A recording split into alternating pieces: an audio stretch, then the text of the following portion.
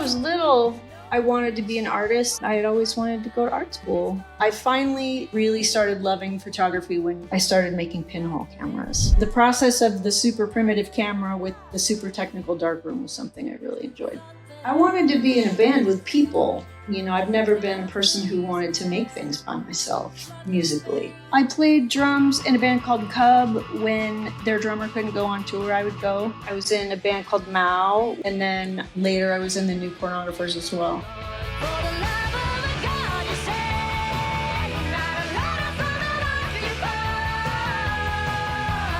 I want to comfort people. I want them to feel not alone. I still have plenty of rage, though. Women aren't supposed to have rage, but I don't mean to use it as something that you spray all over people, but something that you learn to, using it as a generator to make things, like a power source.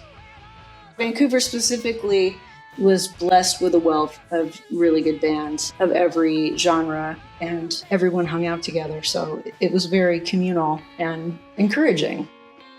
Art school, for me, was very much about learning how I worked and learning how to make sure I got things done. It was such a productive time in my life. It was the first time I felt like I was capable of something. Never really tried to reinvent myself. I think I'm just busy learning in front of people. I'm willing to fail in front of people, laugh at myself, or mess up.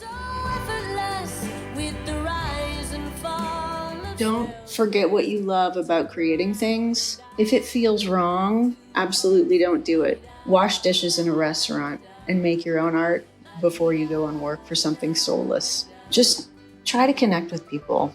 We need more connection.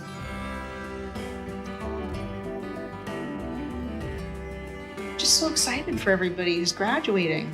It's like the tools that people are given, that they can do anything that they like with. It's really astounding, and you can really do anything. But connection is what we really, really need.